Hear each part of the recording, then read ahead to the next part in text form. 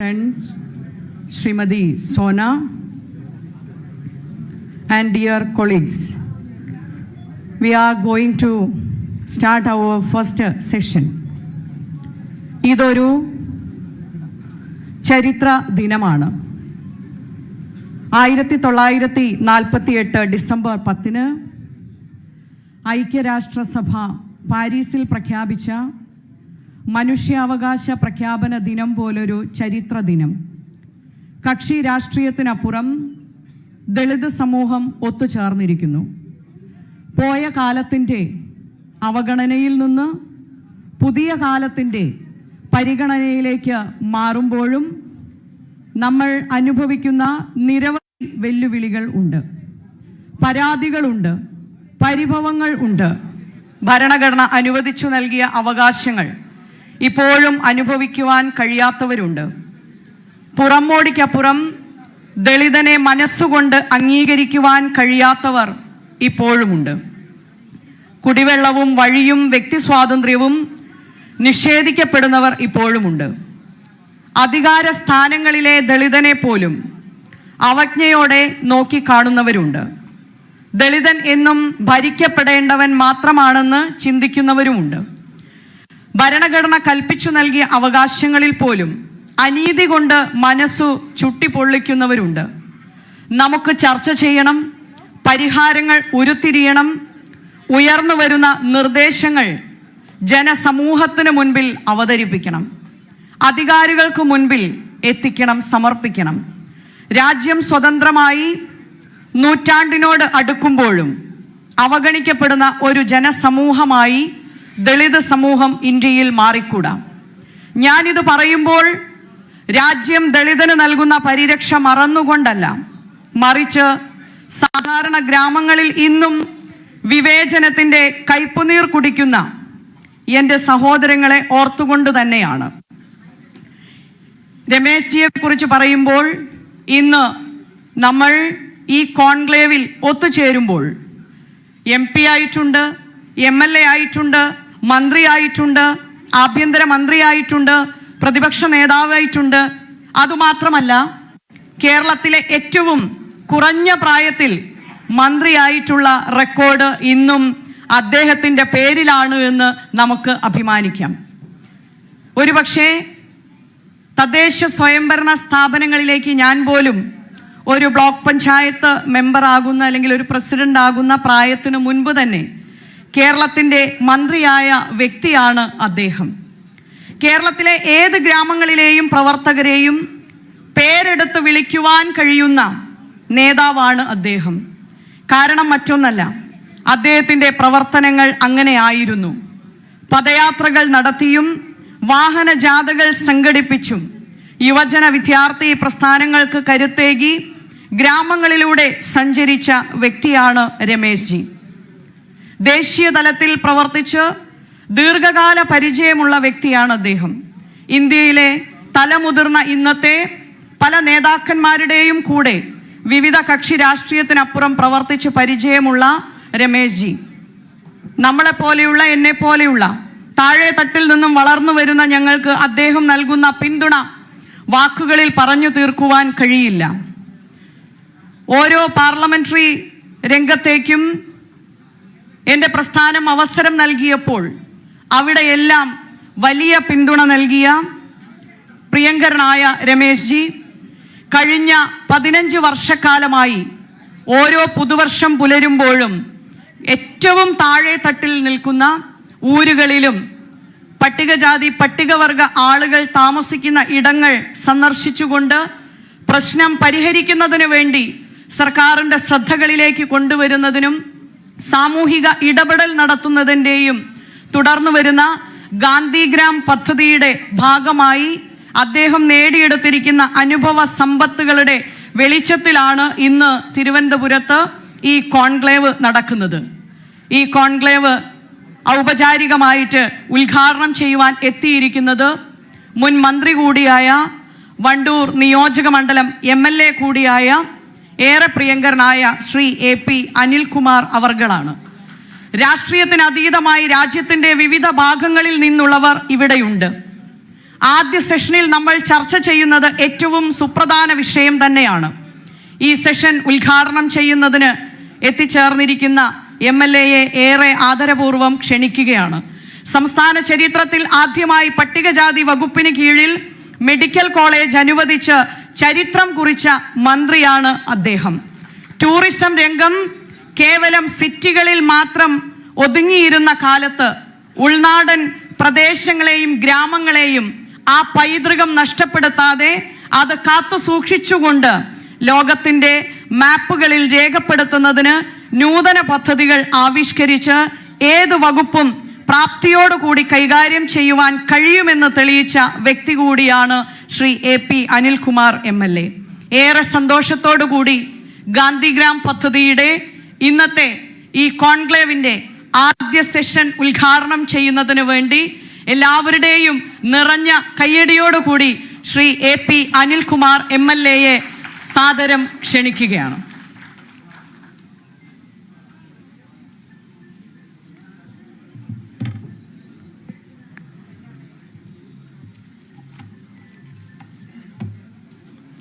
വേദിയിലുള്ള ഏറെ പ്രിയങ്കരനായ ശ്രീ പ്രകാശ് യശ്വന്ത് അംബേദ്കർജി, വേദിയിലുള്ള പ്രിയപ്പെട്ട ശ്രീ ജിഗ്നേഷ് മേമാനി, പ്രിയപ്പെട്ട UR വെങ്കടേഷ്, പ്രിയപ്പെട്ട രമ്യ ഹരിദാസ്, പ്രിയപ്പെട്ട ധന്യ, വേദിയിലുള്ള മറ്റു വിശിഷ്ട വ്യക്തികൾ, സദസ്സിലുള്ള പ്രിയമുള്ള സഹോദരി സഹോദരന്മാരെ, ആദ്യമായി ഇത്തരമൊരു പ്രോഗ്രാം സംഘടിപ്പിച്ച ശ്രീ രമേശ് ചെന്നിത്തല നമുക്കറിയാം. വാക്കുകൾ കൊണ്ട് പ്രത്യേകിച്ച് ആർക്കും പരിചയപ്പെടുത്തേണ്ട ആവശ്യമില്ല. അദ്ദേഹം നടപ്പാക്കിക്കൊണ്ടിരുന്ന ഒരു പദ്ധതി, ഒരു പ്രോഗ്രാം 15 വർഷക്കാലം അത് യാതൊരു രീതിയിലും പാതി വഴിയിൽ വെച്ച് നിൽക്കാതെ കൊണ്ടുപോകാൻ കഴിഞ്ഞു എന്നുള്ളത് ഒരഭിമാനപൂർവ്വം ആർക്കും ഓർക്കാവുന്ന ഒന്നാണ്.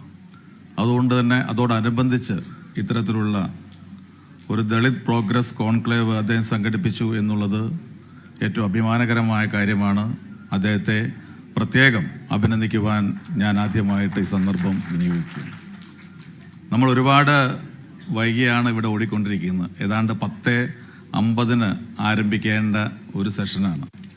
വളരെ പ്രധാനപ്പെട്ട വ്യക്തികളൊക്കെ തന്നെ ഇതിലൊക്കെ സംസാരിക്കുന്നതിന് വേണ്ടി ഇവിടെ എത്തിയിട്ടുണ്ട്.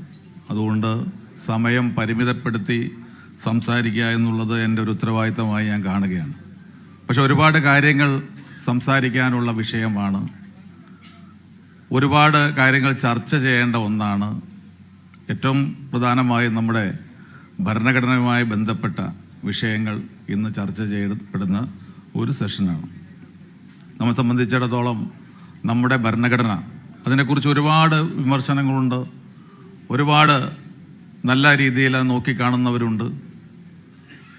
സ്വാഭാവികമായും ഒരു ഭരണഘടന അവിടുത്തെ ജനങ്ങൾക്ക് ജീവിക്കുവാനുള്ള അവകാശം, അത് എല്ലാ രീതിയിലും അവരുടെ വ്യക്തിപരമായ അവകാശങ്ങളും അവരുടെ വിശ്വാസങ്ങളും സംരക്ഷിച്ചുകൊണ്ട് അങ്ങനെ ഒരു ഭരണഘടന രൂപപ്പെടുത്തുക എന്നുള്ളത് ഏറ്റവും പ്രയാസകരമായ ഒരു ഘട്ടത്തിൽ രൂപപ്പെടുത്തിയെടുത്ത ഒരു ഭരണഘടന യഥാർത്ഥത്തിൽ ഇന്ന് ലോകത്ത് തന്നെ നമുക്ക് മറ്റൊരു രാജ്യത്തും ഇങ്ങനെ ഒരു ഭരണഘടന അതിൻ്റെ പ്രാരംഭ ഘട്ടത്തിൽ തന്നെ ഉണ്ടാക്കാൻ കഴിഞ്ഞിട്ടില്ല എന്ന് നമുക്ക് ബോധ്യമാകുന്ന കാര്യമാണ്. ഞാൻ സമയ പരിമിതി കൊണ്ട് അതിൻ്റെ വിശാലമായ തലങ്ങളിലേക്ക് പോകുന്നില്ല. അമേരിക്ക സ്വാതന്ത്ര്യം നേടി ഏതാണ്ട് 150 വർഷം 100 വർഷം കഴിഞ്ഞിട്ടാണ് എല്ലാവർക്കും വോട്ടവകാശം വേണമെന്നുള്ള ഭേദഗതി കൊണ്ടുവരുന്നു. പക്ഷെ 100 വർഷം കഴിഞ്ഞ ഭേദഗതി പാസ്സായിട്ടും പിന്നീട് ഏതാണ്ട് 50 വർഷം കൂടി കാത്തിരുന്നിട്ടാണ് കറുത്തവനും പോളിംഗ് ബൂത്തിൽ പോയി വോട്ട് ചെയ്യാനുള്ള അവകാശം ലഭിച്ചത് എന്നുള്ളത് പലപ്പോഴും നമ്മൾ വിസ്മരിക്കുന്ന ഒന്നാണ്. ഫ്രഞ്ച് റവല്യൂഷൻ എന്ന് പറയുന്ന ചരിത്രത്തിൽ പഠിക്കുക മാത്രമല്ല, നമുക്കറിയാം ലോകത്തുണ്ടായ വിപ്ലവങ്ങൾക്ക് മുഴുവൻ പ്രചോദനമായ വിപ്ലവമാണ് ഫ്രഞ്ച് റവല്യൂഷൻ എന്ന് പറയുന്നത്. ആ ഫ്രഞ്ച് റവല്യൂഷൻ കഴിഞ്ഞ് അവിടെ എല്ലാവർക്കും, സ്ത്രീക്കും പുരുഷന് മാത്രമാണ് വോട്ടവകാശം ഉണ്ടായിരുന്നത്. 1940 ശേഷമാണ് ഫ്രാൻസിൽ സ്ത്രീകൾക്ക് വോട്ടവകാശം ഉണ്ടായതെന്ന് പറയുമ്പോൾ നമ്മൾ ഒരു ഭരണഘടന രൂപീകൃതമായ ആ സമയത്ത് തന്നെ ഇവിടെ ജാതി മത വ്യത്യാസമില്ലാതെ ലിംഗഭേദമില്ലാതെ സ്ത്രീക്കും പുരുഷനും സമൂഹത്തിൽ ഏറ്റവും ദുർബലനും ഏറ്റവും സമ്പന്നനും ഏറ്റവും പാമരനും ഏറ്റവും പണ്ഡിതനായിട്ട് നിൽക്കുന്ന ഏത് തലത്തിലുള്ളവരാവട്ടെ അവരൊക്കെ പോളിംഗ് ബൂത്തിൽ ഒരു ക്യൂവിലൂടെ നടന്ന് ചെന്ന് വോട്ട് ചെയ്യുവാനുള്ള അവകാശം നേടിക്കൊടുത്ത ഒരു ഭരണഘടനയാണ് ഇന്ത്യയുടെ ഭരണഘടന എന്നുള്ളതാണ് നമ്മുടെ ഭരണഘടനയെ മറ്റ് രാജ്യങ്ങളുടെ ഭരണഘടനയിൽ നിന്ന് വ്യത്യസ്തമാക്കുന്നത്. അത്രത്തോളം അഭിമാനിക്കാവുന്ന ഒരു ഭരണഘടന ഇന്ന് വളരെ വെല്ലുവിളികൾ നേരിടുന്നു എന്നുള്ളതാണ് ഏറ്റവും പ്രധാനപ്പെട്ട കാര്യം. ഇന്നത്തെ ഏറ്റവും പ്രധാനപ്പെട്ട വിഷയങ്ങളിലൊന്ന് തന്നെ നമ്മുടെ അട്ടിമറിക്കപ്പെടുന്ന ഭരണഘടനയെക്കുറിച്ചുള്ളതാണ്. ആ ഭരണഘടന അട്ടിമറിക്കപ്പെടുമ്പോൾ അതിൽ ചതഞ്ഞരഞ്ഞു പോകുന്നത് ആരാണ് എന്നുള്ളതാണ് ഏറ്റവും പ്രസക്തമായ ചോദ്യം. ആ ചോദ്യത്തിൻ്റെ ഉത്തരം തന്നെയാണ് ഇത്തരത്തിലുള്ള കോൺക്ലേവുകൾ. ഇന്ത്യയിലെ ന്യൂനപക്ഷ സമുദായങ്ങൾ, ഇന്ത്യയിലെ ദളിത് വിഭാഗങ്ങൾ, ഇന്ത്യയിലെ ആദിവാസികൾ, ഇവരൊക്കെയാണ് നമ്മുടെ ഭരണഘടന അട്ടിമറിക്കപ്പെടുമ്പോൾ അതിൽ നിന്ന് ഏറ്റവും കൂടുതൽ പ്രയാസങ്ങളും ദുരിതങ്ങളും അനുഭവിക്കേണ്ടി വരിക. അതുകൊണ്ടാണ് ഭരണഘടന നിരന്തരം വായിക്കപ്പെടണം, അംബേദ്കർ നിരന്തരം വായിക്കപ്പെടണം എന്ന് നമ്മളൊക്കെ തന്നെ പറയുന്നത്. ഇത്തരമൊരു ഭരണഘടനയ്ക്ക് രൂപം നൽകിയത് നമുക്കറിയാം. ഇന്ന് ദേശീയ തലത്തിൽ ഇന്ന് ഒരുപാട് പ്രതിസന്ധികളുണ്ടെങ്കിലും യാതൊരു തരത്തിലുള്ള പ്രയാസവുമില്ലാതെ ഇത്തരത്തിലുള്ള ഭരണഘടന രൂപപ്പെടുത്തിയെടുക്കുന്നതിൽ പണ്ഡിറ്റ് ജവഹർലാൽ നെഹ്റു വഹിച്ച പങ്ക് വളരെ വലുതാണ്. അതുപോലെ തന്നെ മഹാനായ അംബേദ്കർ വഹിച്ച പങ്ക് വളരെ വലുതാണ്. ആ പങ്കൊക്കെ തന്നെ നമ്മുടെ രാജ്യത്തെ ജനങ്ങളെ, ഇന്ത്യയെ ഒരുമിച്ച് കാണുന്ന രീതിയിലായിരുന്നു. ഇന്ന് രാജ്യം വിഭജിക്കപ്പെടാൻ പോകുന്ന ഈ കാലഘട്ടത്തിൽ ആദ്യം ഭരണഘടന വിഭജിച്ചെങ്കിൽ മാത്രമേ ഇന്ത്യ വിഭജിക്കപ്പെടാൻ കഴിയൂ എന്ന ഒരു തിരിച്ചറിവുള്ള ഭരണകൂടമാണ് ഇന്ന് രാജ്യം ഭരിക്കുന്നത്. അതുതന്നെയാണ് നമ്മുടെ ഭരണഘടനയെ സംബന്ധിച്ചിടത്തോളം നമ്മൾ നേരിടുന്ന ഏറ്റവും വലിയ വെല്ലുവിളികൾ. ദളിത് സമൂഹത്തെ സംബന്ധിച്ചിടത്തോളം വളരെ പ്രധാനപ്പെട്ട ഒരു ഘട്ടത്തിലൂടെ കടന്നു പോവുകയാണ്. കാരണം ഇതുമായി ബന്ധപ്പെട്ട ഒരുപാട് കാര്യങ്ങൾ നമുക്ക് സംസാരിക്കേണ്ട ഒന്നാണ്. ഭരണഘടന നൽകുന്ന ഒരു സംവിധാനത്തിലൂടെ പിന്തുണയോടുകൂടി ദളിത് സമൂഹം 10-75 വർഷം പിന്നിടുമ്പോൾ ഈ രാജ്യത്ത് വളർന്നു. സംവരണം ഉൾപ്പെടെയുള്ള കാര്യങ്ങളിൽ ഇന്ന് വലിയ മുന്നേറ്റം ഉണ്ടാക്കാൻ കഴിഞ്ഞു. ആ സംവരണം ജീവിത നിലവാരത്തെ എത്രമാത്രം സ്വാധീനം ചെലുത്താൻ കഴിഞ്ഞു. മാറിയ രാഷ്ട്രീയ സാഹചര്യത്തിൽ ഭരണഘടന കൊണ്ട് മാത്രം നമുക്ക് ഒരു സമൂഹത്തെ മാറ്റിയെടുക്കാൻ കഴിയുമോ? അത്തരത്തിലുള്ള ചിന്ത, കാരണം രാജ്യത്തുണ്ടാകുന്ന മാറ്റങ്ങൾ, പ്രൈവറ്റൈസേഷൻ, അതുപോലെ തന്നെ പബ്ലിക് സെക്ടർ കുറഞ്ഞു വരുന്ന സാഹചര്യം, ഭരണഘടനയും അത് നൽകുന്ന ആനുകൂല്യങ്ങളുമൊക്കെ പബ്ലിക് സെക്ടറിൽ മാത്രമാണ് ലഭിക്കുന്നത്. പ്രൈവറ്റ് സെക്ടറിൽ നമുക്കത് ലഭിക്കാത്ത സാഹചര്യമാണ്. പ്രൈവറ്റ് സെക്ടർ അങ്ങനെ വളർന്ന് വികാസം പ്രാപിച്ചുകൊണ്ടിരിക്കുന്നു. പ്രൈവറ്റ് സെക്ടർ നിരന്തരം കുറഞ്ഞു വരുന്നു. അപ്പോൾ സ്വാഭാവികമായും വളരെ പ്രതീക്ഷയോടുകൂടി നോക്കിക്കാണുന്ന ഒരു സമൂഹം നമ്മുടെ പബ്ലിക് സെക്ടറിനെയാണ്. അവിടെ നിന്ന് വീണ്ടും അവർ പുറകോട്ട് പോകുന്നു, പാർശ്വവൽക്കരിക്കപ്പെടുന്നു എന്നൊരു സാഹചര്യം നിലനിൽക്കുന്നു. അപ്പോൾ ഭരണഘടന എന്ന് പറയുന്നത് മാറ്റത്തിന് വിധേയമാകേണ്ട ഒന്നല്ലേ എന്നുള്ളതാണ് ഏറ്റവും പ്രധാനപ്പെട്ട ചോദ്യം. പബ്ലിക് സെക്ടറിൽ മാത്രം മതിയോ ഭരണഘടനയുടെ പ്രൊട്ടക്ഷൻ? ജനങ്ങൾക്ക് അതിനപ്പുറം പ്രൈവറ്റ് സെക്ടറിൽ കൂടി അത് ലഭ്യമാക്കാൻ എന്തെല്ലാം ചെയ്യാൻ ഭരണഘടനയ്ക്ക് കഴിയും എന്ന് ആലോചിക്കേണ്ട സന്ദർഭമാണ്. അതിന് പരിമിതി ഉണ്ടെങ്കിൽ യഥാർത്ഥത്തിൽ ഇന്നത്തെ കാലഘട്ടം ദളിത് സമൂഹം തന്നെ സ്വയം അതിൽ നിന്ന് പുറത്ത് വന്ന് കാര്യങ്ങൾ നേടിയെടുക്കേണ്ട ഘട്ടം കൂടിയാണിത്. ഭരണഘടന അതിൻ്റെ വിശാലമായ അർത്ഥത്തിലേക്ക് പോകുന്നില്ല എങ്കിൽ ആ ചട്ടക്കൂടിനുള്ളിൽ ഒതുങ്ങി നിൽക്കാതെ പുറത്തിറങ്ങി സാധ്യതകൾ അന്വേഷിക്കുവാനും പുതിയ സാധ്യതകൾ കണ്ടെത്തുവാനും നമുക്ക് കഴിയുക എന്നുള്ളത് ഏറ്റവും പ്രധാനപ്പെട്ട കാര്യമാണ്. ആ ഒരു അർത്ഥത്തിലൊക്കെ തന്നെ നമുക്ക് എക്കാലത്ത് ഇന്നത്തെ മാറിയ സാഹചര്യത്തിൽ ഈ രീതിയിൽ മുന്നോട്ട് പോയി കഴിഞ്ഞാൽ മതിയോ എന്നുള്ള ചിന്ത ഉണ്ടാകും. അതോടൊപ്പം തന്നെ മറ്റ് പല കാര്യങ്ങളും ചർച്ച ചെയ്യപ്പെടേണ്ട ഒന്നായിട്ട് എനിക്ക് തോന്നുകയാണ്. പുതിയ തലമുറ ഇന്ന് പഴയ കാലങ്ങളൊന്നും ഓർക്കുന്ന തലമുറയല്ല. പുതിയ തലമുറ ഭൂതകാല കാര്യങ്ങൾ മുഴുവൻ ചുമലിലേറ്റി കൊണ്ടുപോകണോ എന്ന ചോദ്യവും നമ്മൾ മുന്നിൽ വെക്കേണ്ട സന്ദർഭമാണത്. നമുക്കുള്ളൊരു പ്രത്യേകതയാണ്. പഴയ കാലങ്ങളുടെയൊക്കെ ബാണ്ടക്കെട്ട് ഇപ്പോഴും പുതിയ തലമുറയും പേറി നടക്കുക എന്ന് പറയുമ്പോൾ അത് അംഗീകരിക്കാൻ കഴിയാത്ത ഒരാളാണ് ഞാൻ. പുതിയ തലമുറ അവരുടെ ചിന്തയും ധാരയും അവരുടെ കാഴ്ചപ്പാടുമായി മുന്നോട്ട് പോവുക എന്നുള്ളത് പ്രധാനപ്പെട്ട കാര്യമാണ്. അതല്ല എങ്കിൽ നിലവിലുള്ള വ്യവസ്ഥിതിയുടെ ഹാങ് ഓവറിൽ പുതിയ തലമുറയും ആ രീതിയിൽ മുന്നോട്ട് പോകാൻ കഴിയും. ഇന്ന് മറ്റ് സമൂഹങ്ങളൊക്കെ ആ രീതിയിലാണ് മുന്നോട്ട് പോകുന്നത്. കേരളത്തിൻ്റെ സാമൂഹ്യ പശ്ചാത്തലം എടുത്ത് പരിശോധിച്ചാൽ നമുക്കത് മനസ്സിലാകും. കേരളത്തിലെ എല്ലാ മുന്നേറ്റങ്ങൾക്കും ഏറ്റവും വലിയ പങ്കുവഹിച്ചിട്ടുള്ളത്. അയ്യങ്കാളിക്ക് പോലും ഒരു മുന്നിൽ നടന്നിട്ടുള്ള ശ്രീനാരായണ ഗുരുദേവൻ, അദ്ദേഹം നടത്തിയ പോരാട്ടങ്ങൾ, സമരങ്ങൾ, ഈഴവ സമുദായത്തിലുണ്ടാക്കിയ മാറ്റങ്ങൾ, വൈക്കം സത്യാഗ്രഹമായാലും ഇവിടെ ക്ഷേത്രപ്രവേശന വിളംബരമായാലും ഒക്കെ തന്നെ ഈഴവ സമുദായം മുന്നിൽ നിന്നുകൊണ്ട് നടത്തിയ പോരാട്ടവും അതുവഴി ദളിത് സമൂഹത്തിന് നേടിയ നേട്ടങ്ങളാണ്. പക്ഷേ ഈഴവ സമുദായം ഇന്ന് അത്തരത്തിലുള്ള ചിന്തകളിൽ നിന്ന് ഒരുപാട് മുന്നോട്ട് പോയി കഴിഞ്ഞു. അവർ സമൂഹത്തിൻ്റെ മുഖ്യധാരയിലേക്ക് വന്നുകൊണ്ടിരിക്കുന്നു. പഴയ കാലങ്ങൾ ഓർമ്മിച്ചുകൊണ്ട് അതിൽ നിന്ന് കെട്ടുപിണഞ്ഞ് കിടക്കുന്നതിന് പകരം പുതിയ തലങ്ങളിലേക്ക് പോകുന്ന സാഹചര്യമുണ്ടായി. ആ സാഹചര്യം, അതിൻ്റെ പിന്തുടർച്ച യഥാർത്ഥത്തിൽ ദളിത് വിഭാഗങ്ങൾക്ക് ഉണ്ടാകണം എന്ന് വിശ്വസിക്കുന്ന ഒരാളാണ് ഞാൻ.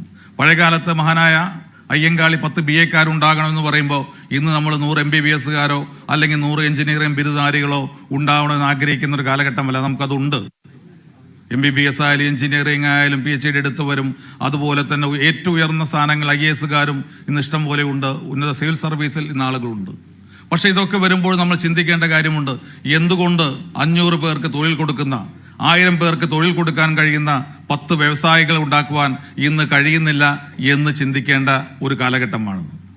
ഇന്ന് മാധ്യമരംഗം ഇന്ന് ഏറ്റവും ശക്തമായി നിൽക്കുന്ന ഒന്നാണ്.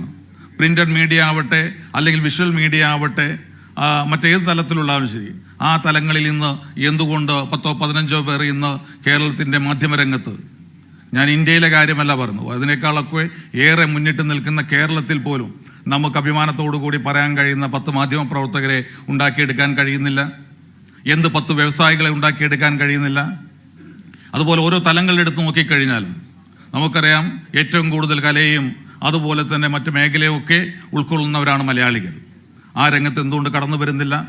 അപ്പോൾ അതിരുകൾ എവിടെയൊക്കെയാണ് പുതിയത് എന്ന് കണ്ടെത്തണം. ആ അതിരുകൾ ഒഴിവാക്കിക്കൊണ്ട് മുന്നോട്ട് പോകാൻ കഴിയുക എന്നുള്ളതാണ് വർത്തമാന കാലഘട്ടത്തിലെ ഏറ്റവും പ്രധാനപ്പെട്ട കാര്യം. ഏതെങ്കിലും മതിലുകളും ഉണ്ടാക്കിയിട്ടുണ്ടെങ്കിൽ ആ മതിലുകൾക്കുള്ളിൽ നിന്നുകൊണ്ട് ഏന്തി വലിഞ്ഞ് പുറത്തേക്ക് നോക്കലല്ല, മറിച്ച് ആ മതിലുകൾ തകർത്തുകൊണ്ട് പുറത്തേക്ക് കടന്നു വരാൻ കഴിയുന്ന ഒരു തലമുറ ഉണ്ടാവുക എന്നുള്ളതാണ് ഏറ്റവും പ്രധാനപ്പെട്ട കാര്യം. ഇന്നത്തെ ഒരു സാഹചര്യത്തിൽ നമുക്ക് അത്തരത്തിൽ ആരുടെയെങ്കിലും പരിലാളനയോടുകൂടി, ആരുടെയും പൂർണ്ണമായ പിന്തുണയോടുകൂടി, ഞാൻ പറയട്ടെ, ഭരണഘടനയുടെ പൂർണ്ണമായ പിന്തുണ ഉണ്ടായാൽ പോലും അത്തരത്തിലുള്ള മുന്നേറ്റം ഉണ്ടാക്കാൻ കഴിയാത്ത വർത്തമാനകാല സാഹചര്യമാണുള്ളത്. അവിടെ സ്വയം വഴി വെട്ടിത്തെളിക്കുക എന്നുള്ളതാണ് വർത്തമാനകാലത്തിലെ ദളിത് സമൂഹം ചെയ്യേണ്ട ഏറ്റവും പ്രധാനപ്പെട്ട കാര്യം. ഒന്നും കൈനീട്ടി വാങ്ങേണ്ടവരല്ല, വാങ്ങുന്നതോടൊപ്പം കൊടുക്കാനും കഴിവുള്ളവരായി ദളിത് സമൂഹം മാറുക എന്നുള്ളത് തന്നെയാണ് ഏറ്റവും പ്രധാനപ്പെട്ട കാര്യം. അതെല്ലാ മേഖലകളും ഉണ്ടാവണം. ആ എല്ലാ മേഖലകളും അത് ഉണ്ടാവുക എന്നുള്ളതാണ് ഏറ്റവും പ്രധാനപ്പെട്ട കാര്യം. എല്ലാ മേഖലകളിലും അതില്ല എന്നുള്ളത് തന്നെയാണ് ഏറ്റവും പ്രധാനപ്പെട്ട തിരിച്ചടി. അത് ഇവിടെ മാത്രമല്ല, ഇന്ത്യയിൽ മുഴുവൻ. അതുകൊണ്ടാണ് ശ്രീ രാഹുൽ ഗാന്ധി വളരെ ശക്തമായ രീതിയിൽ ജാതി സെൻസസ് നടപ്പാക്കണം എന്ന് പറയുന്നത്. ഇന്ന് നമുക്ക് ചിന്തിക്കേണ്ട സമയമാണ്. സംവരണം കൊണ്ട് എന്ത് നേട്ടമുണ്ടായി? സംവരണം എല്ലാ കാലത്തേക്കും ഉപയോഗിക്കേണ്ട ഒന്നല്ല.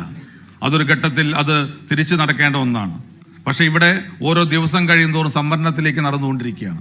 സംവരണം 75 വർഷം പിന്നിടുമ്പോൾ അതിൻ്റെ നേട്ടം എന്താണ്? അത് വളർന്ന് ഏത് തലത്തിലെത്തി? ഏതെല്ലാം തലങ്ങളിൽ എത്താൻ കഴിഞ്ഞു? അത് SC/ST വിഭാഗങ്ങൾക്ക് മാത്രമല്ല, ഏറ്റവും കൂടുതൽ ജാതി സെൻസസ് എന്ന് പറയുന്നത് ഉപയുക്തമാകുന്നത് OBC വിഭാഗങ്ങൾക്കാണ്. SC/STയെ കുറിച്ചുള്ള എല്ലാ കണക്കും ഗവൺമെൻറ്റിൻ്റെ കയ്യിലുണ്ട്. എത്രയാണ് ജനസംഖ്യ, എത്രയാണ് ഉദ്യോഗ തലത്തിലുള്ളത്, എത്ര പേര് ഇന്ന് നമ്മുടെ പ്രൊഫഷണൽ രംഗത്തുണ്ട് അല്ലെങ്കിൽ കച്ചവടം നടത്തുന്നുണ്ട്. OBC ഉൾപ്പെടെയുള്ള വിഭാഗങ്ങൾക്ക് ഇന്ന് അനിവാര്യമായിട്ടുള്ള ഒന്നാണ് ജാതി സെൻസസ്. ആ ജാതി സെൻസസ് നടപ്പാക്കുക എന്നുള്ളത് ഏറ്റവും പ്രധാനപ്പെട്ട കാര്യമാണ്. കേരളത്തിൽ നമുക്കത് ഉച്ചത്തിൽ പറയാൻ കഴിയുന്നില്ല എന്നുള്ളത് എന്തുകൊണ്ടാണ് എന്നെനിക്ക് മനസ്സിലാവുന്നില്ല. അത് ഉച്ചത്തിൽ പറയേണ്ട സമയമായിരിക്കുന്നു. കോൺഗ്രസ് നേതാക്കൾ ഉൾപ്പെടെ അതിന് വേണ്ടത്ര പ്രാധാന്യം കേരളത്തിൽ കൊടുക്കുന്നുണ്ടോ എന്ന് സംശയിക്കുന്ന ഒരാളാണ് ഞാൻ. തെലങ്കാനയിൽ മുഖ്യമന്ത്രി ശ്രീ രേവന്ത് റെഡ്ഡി ജാതി സെൻസസ് നടപ്പാക്കിയെന്ന് മാത്രമല്ല, ഇക്കഴിഞ്ഞ ദിവസങ്ങൾ അതുമായി ബന്ധപ്പെട്ട കാര്യങ്ങൾ ചെയ്യുന്നതിന് മുന്നോട്ട് പോയിക്കൊണ്ടിരിക്കുകയാണ്. അപ്പോൾ ജാതി സെൻസസ് ഉൾപ്പെടെ ഉള്ളത് അത് ആരെയും എതിർക്കുന്ന ഒന്നല്ല. കേരളത്തിൽ അങ്ങനെ ആരെയും എല്ലാവരും സംവരണം അനുഭവിക്കുന്നവരാണ് കേരളത്തിൽ. ആർക്കും തെറ്റിദ്ധാരണ വേണ്ട. പലരും ധരിക്കുന്ന സംവരണം എന്ന് പറയുന്നത് SC/ST അതല്ലെങ്കിൽ OBC അത്ര മാത്രമാണ്. അല്ല, കേരളത്തിൽ SC/ST സംവരണമുണ്ട്, OBC സംവരണമുണ്ട്, മൈനോറിറ്റി സംവരണമുണ്ട്. അതുപോലെ തന്നെ ഇന്ന് മുന്നോക്ക വിഭാഗങ്ങളെന്ന് പറയുന്നവർക്കും നമുക്കറിയാം, EWS നമുക്കറിയാം, സാമ്പത്തികമായി പിന്നോക്കം നിൽക്കുന്നവർക്ക് സംവരണമുണ്ട്. അപ്പം അതുകൊണ്ട് ജാതി സെൻസസ് നടപ്പാക്കി കഴിഞ്ഞാൽ ആരെയും അത് ബാധിക്കുമെന്ന് ആരും തെറ്റിദ്ധരിക്കേണ്ട. പക്ഷേ ഒരു യഥാർത്ഥ ചിത്രം നമുക്ക് ലഭിക്കും. ഇന്ന് എവിടെയാണ് ഒരു സമൂഹം നിൽക്കുന്നത്, അവരിൽ ആരെല്ലാം ഏതെല്ലാം തലങ്ങളിൽ എത്തി നിൽക്കുന്നു, അവിടെ നമുക്ക് കുറവുണ്ടെങ്കിൽ അത് പരിഹരിക്കാൻ കഴിയുന്ന തീരുമാനം എടുക്കാൻ കഴിയും. അപ്പം അതുകൊണ്ട് അത്തരത്തിലുള്ള ചിന്തകളൊക്കെ ഉണ്ടാകേണ്ട സന്ദർഭമാണ് ഈ ഒരു കാലഘട്ടം എന്ന് സൂചിപ്പിക്കുവാൻ ഈ സന്ദർഭം കൂടി വിനിയോഗിക്കുകയാണ്. പറഞ്ഞു വന്നു കഴിഞ്ഞാൽ അമുഖമായി ഞാൻ സൂചിപ്പിച്ച പോലെ ഒരുപാട് കാര്യങ്ങൾ പറയേണ്ട ഒന്നാണ്. പക്ഷേ സമയപരിമിതി കൊണ്ട് അതിലേക്ക് കടന്നു പോകുന്നില്ല. തീർച്ചയായിട്ടും അത്തരം കാര്യങ്ങളൊക്കെ ചർച്ച ചെയ്യുന്ന ഒരു കോൺക്ലേവായി ഈ കോൺക്ലേവ് മാറുന്നു എന്നുള്ളത് ഏറെ സന്തോഷകരമായ കാര്യമാണ്. അതുകൊണ്ട് തന്നെ ഒരിക്കൽ കൂടി പ്രിയപ്പെട്ട രമേശ് ചെന്നിത്തല അവர்கள் നമ്മുടെയൊക്കെ പ്രിയപ്പെട്ട നേതാവിനെ ഞാൻ പ്രത്യേകം അഭിനന്ദിച്ചുകൊണ്ട് ഈ സെഷൻ്റെ ഉദ്ഘാടനം നിർവഹിക്കുന്നു. നന്ദി, നമസ്കാരം.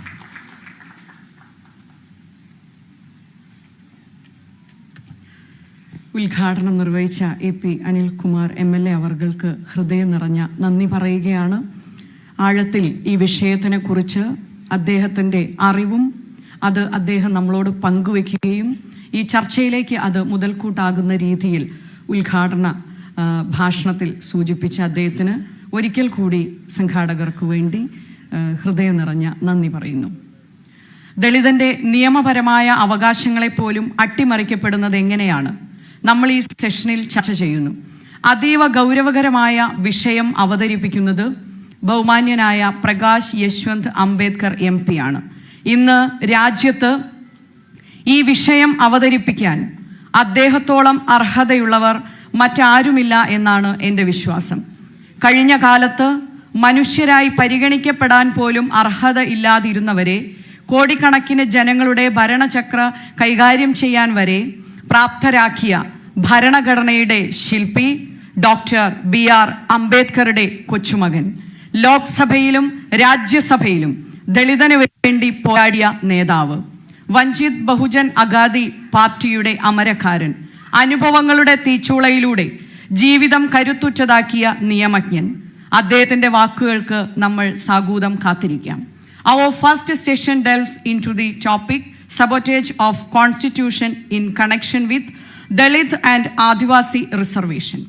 This significant discourse will be led by none other than a luminary who exemplify the strength and determination necessary to address such pivotal issues in contemporary India.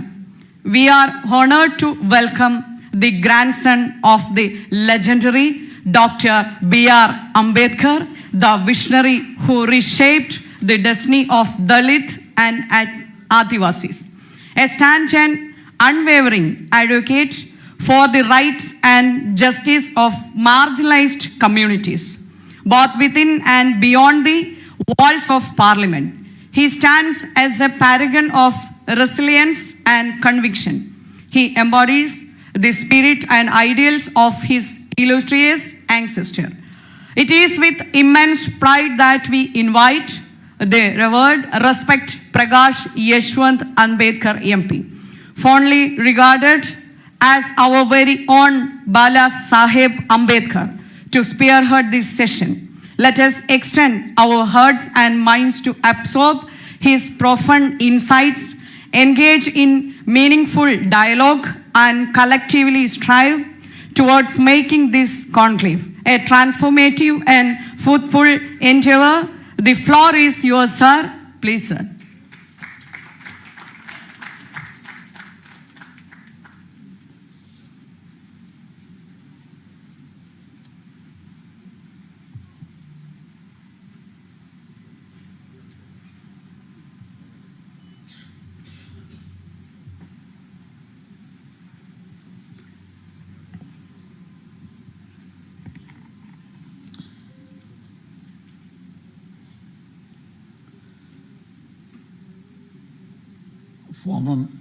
Former Member of Parliament Srimati Rema Haridaji,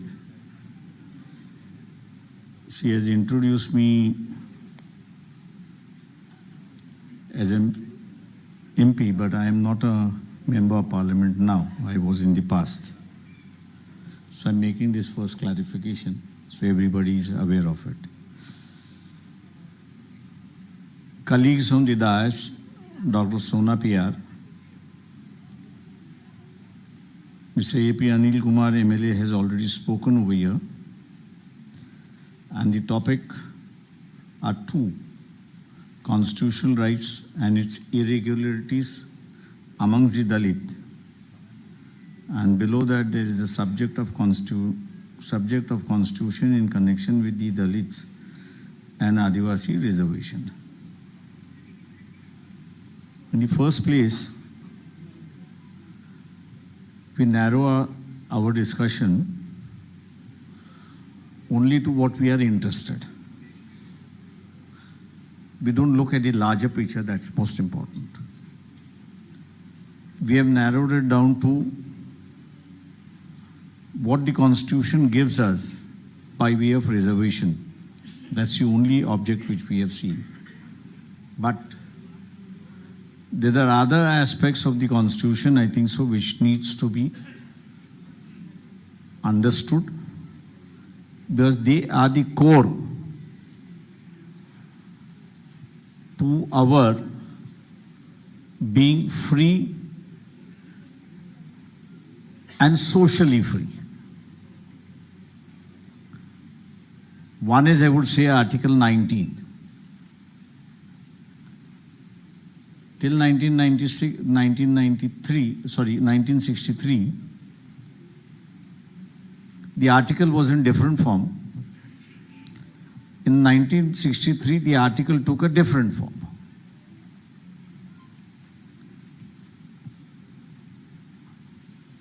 The earlier article repossesses the unity of this country and bringing about social changes in the hands of the citizen.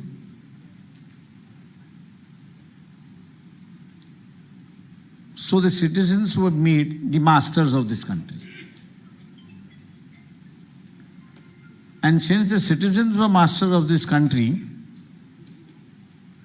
every other instrument internally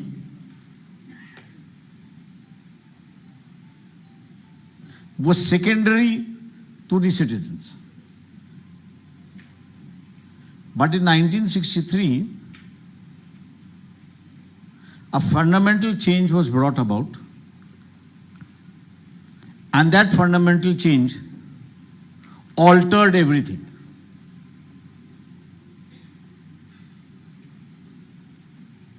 What was the change that was brought about?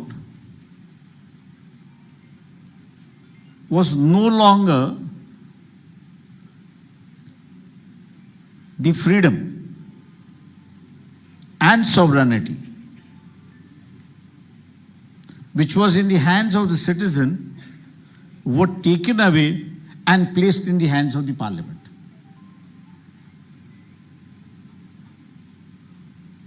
So the citizens became secondary to parliament.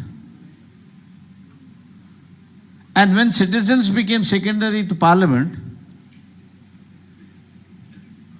you find all discriminatory laws or the Dalits and Adivasis who are fighting for their natural rights.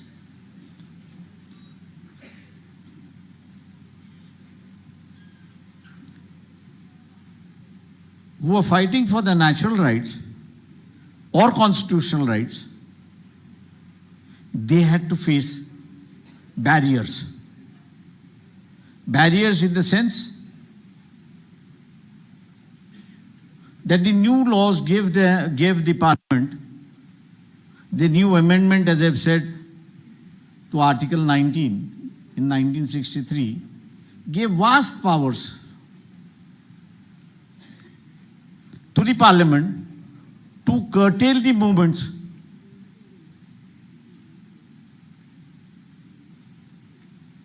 of the citizen. The concept which Dr. Babasaheb Ambedkar developed was that the citizens should be supreme. And the elected members should be subject to them. If I have to speak in master-servant relation, the citizens were the masters and the elected members were the servant. By the 1963 amendment, the servant became the master and the master became the servant. That's one of the most fundamental changes that was brought about, and that fundamental changes led to many of the revocations laws which we see today being passed by every successive government. One of the duties of the Adivasi Dalit organizations was to protect their own rights and also that even members of the elected assemblies, parliament, were their servants and not their masters.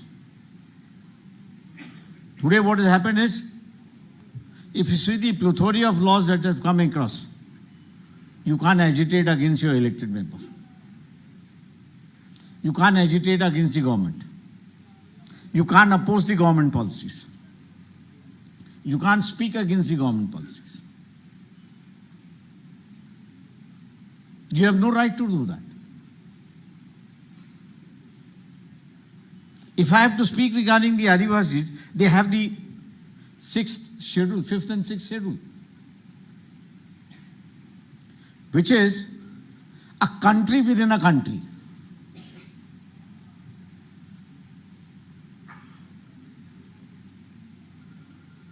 The concept is, of the 5th and 6th schedule, concept is nation within a nation or a country within a country. Those areas that were declared as tribal areas, they were autonomous. The Legislative Assembly did not have the powers. The Parliament did not have the powers. They came directly under the rule of the President. And their assembly, or the autonomous body which was there, was answerable to the President and none else.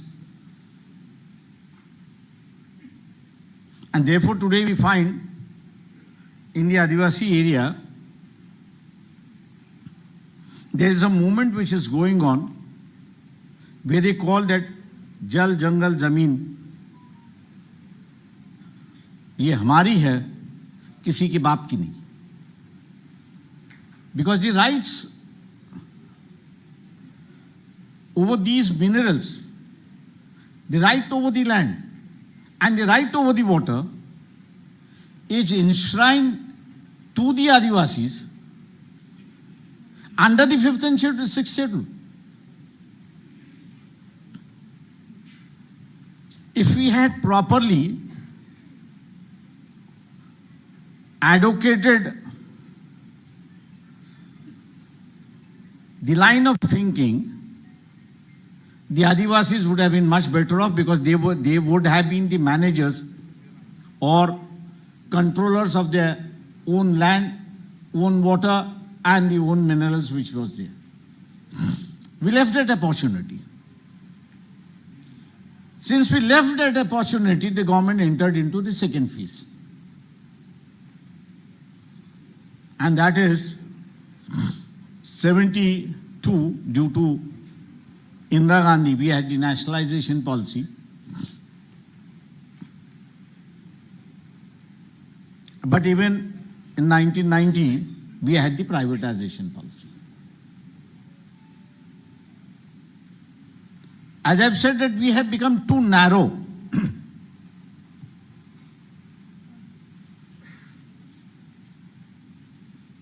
And since we have become too narrow, we forgot one thing, that a draft constitution which was submitted by Dr. Babasaheb Ambedkar, he suggested that the parliament should have the right to frame the policy and not the government.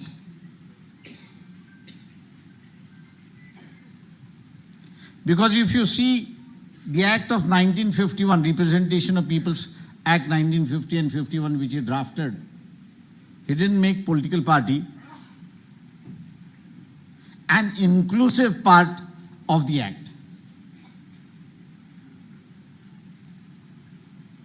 Parliament was made independent. The members of Parliament were made independent. They were not made slaves of the political party.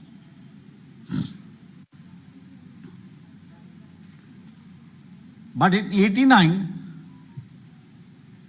the Congress party, which was in rule, introduced compulsory registration of political parties.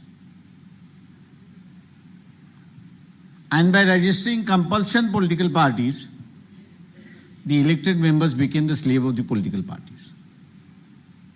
What I'm hinting at is, in the earlier draft constitution, the economy of this country should be decided by the parliament and not by the political parties.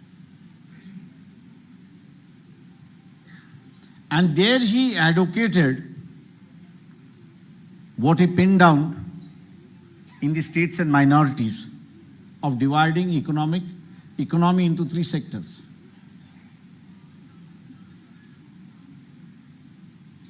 One is essential sector,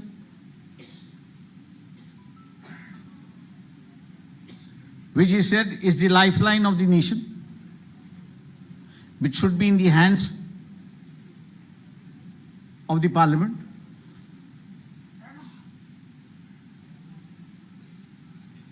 Second, he said the necessary sector, which should either be the state or which should be with the center. And the third, he said, is the auxiliary center, which should be with the private sector. Had we kept on harping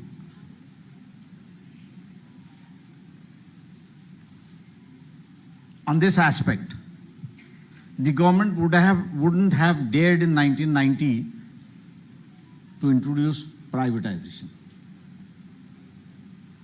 They would have resisted the World Bank offer of opening up the economy.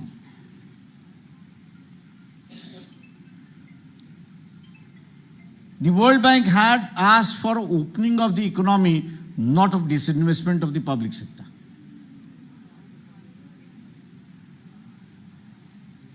You said you open up your economy, then only we will finance you, because we had defaulted on the external balance of payment. And therefore, since we had defaulted, we had no option then to approach the IMF, international banks, for a loan.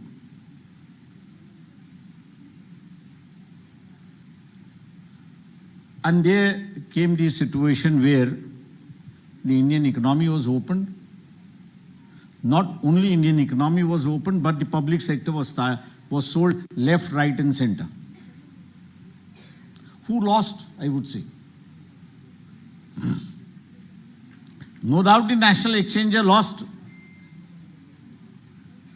But immediate even taking into the narrow-minded that we have fit into ourselves, the SCs and STs lost the government opportunity of becoming a financial viable family unit.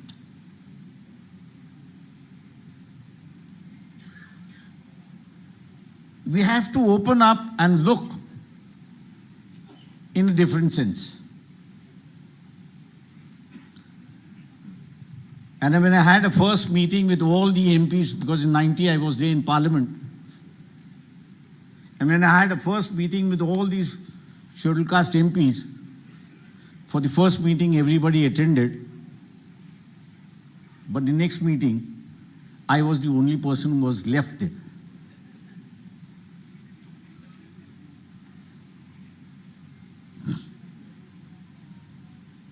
And therefore, I said that 89, by the amendment in the Representation of People's Act, the elected members became the slaves of the political parties. But they followed the dictate of the political party, sacrificing the benefits of the community through which they have won. Who lost in between? It's the SC and ST who lost. And therefore, we have to be very vigilant as far as the rest of the rights are concerned. Dr. Babasaheb Ambedkar left us with one responsibility, and where he said that I have bought this cart up to here. It's your duty to see that the cart doesn't go down. Question which everybody has to now answer himself is whether the cart is there or it has started declining. And if it has started declining, who's responsible for it? Are the political parties responsible for it, or we as an educated are responsible for it?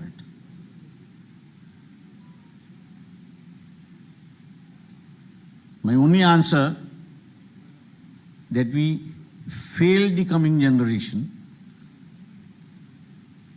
in protecting them and giving them an environment in which we enjoyed our freedom. Therefore, the blame lies on us. Because when I spoke of this, I said today we have a very good opportunity of saving the public sector. No doubt we defaulted in end of 1989-90 when Chandrasekhar was the Prime Minister. I said this is one of the best opportunities we have to save the public sector. Even though we defaulted, there was no run on the economy. No demand was made on the economy that no, you have defaulted, you should pay. Or whatever guarantees you have given, we will encash those guarantees. That run was not there only for a simple reason that even if the government decided to sell one of the public sector and repay the defaulted amount, they still would have balance left. Only one company. That is the strength of the Indian economy. Or that was the strength, I would say, of the Indian economy.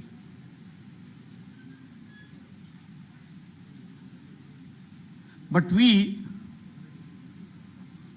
instead of being alert, we not only became lazy, but we accepted that now nothing is going to happen. Complicity spread into the system and into the minds. And we said that nothing is going to happen. But those who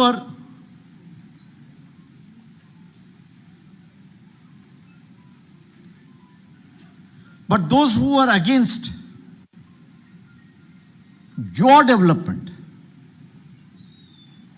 there is a class which is alive, and which Dr. Ambedkar himself said it, that when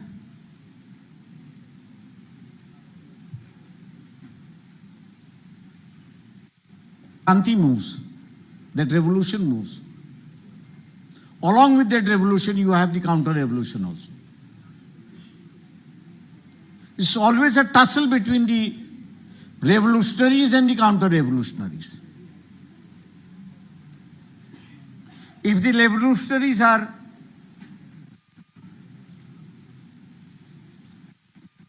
ahead, they remain ahead. As I've said, if they lag down, they go behind and the counter-revolutionaries come up. Privatization is a move of the counter-revolutionaries.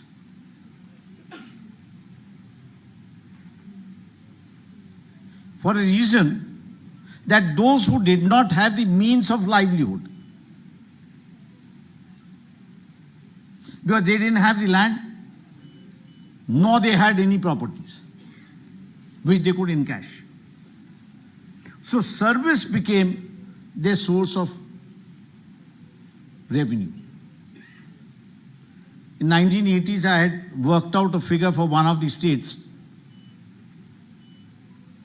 in which the state would spend nearly about 35,000 crores annually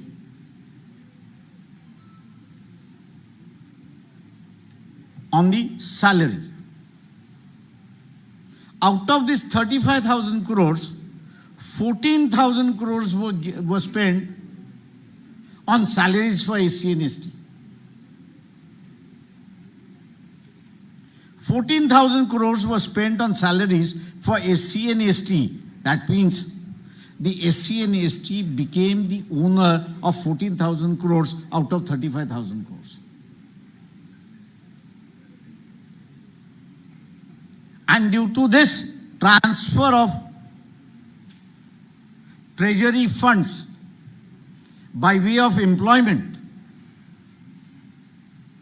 the Dalit and the Adivasis captured what you call today, which I call it in my terms, is the purchasing power.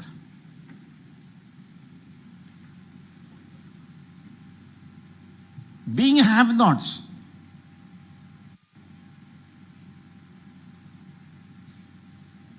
their first priority in life became of purchasing whatever would give them happiness. So they became the purchasers in the market.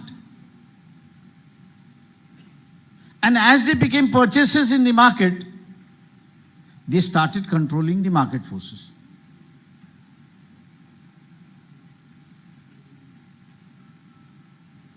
Today, situation is changing in a different manner.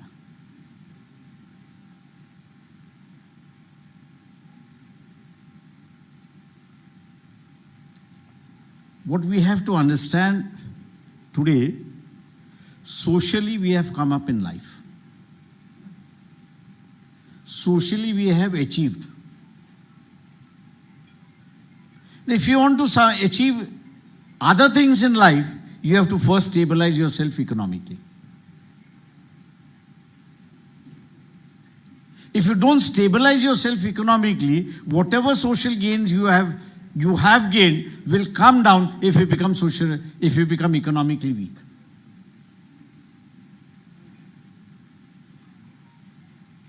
The moment you are a dictating class in the economy, you can always come to a second stage. But the moment you are not a dictating class in the economy, you don't come to a dictating stage. Today is a world where economy plays a major part in life. Social issues do play a life. I do agree to it. But I asked you a simple question. What is left to achieve socially? I'm asking the mass, this August House. Do we have any issues left? Atrocity, yes, they have been there. But what are the other issues?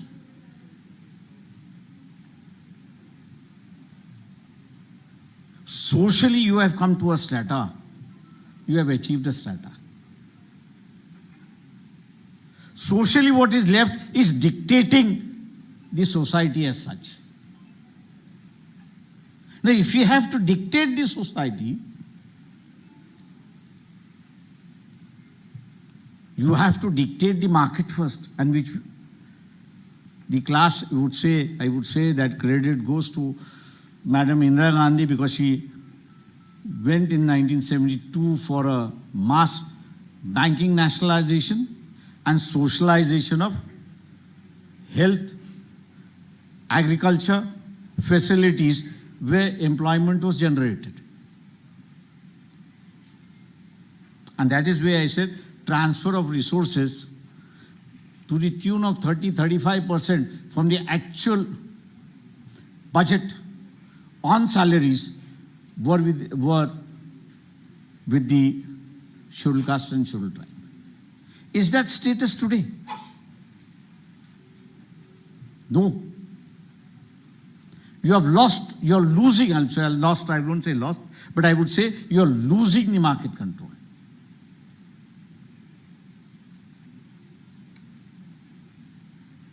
You're sliding down the ladder only because you can't dictate the market.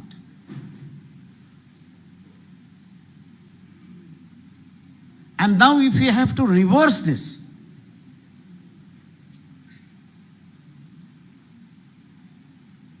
it has to be again socio-economic agenda. Not just socio-economic agenda, but along with that socio-economic agenda, you will have to add the religious agenda also. And when you raise the religious agenda, as I've said, you have to come back to the idea of nation.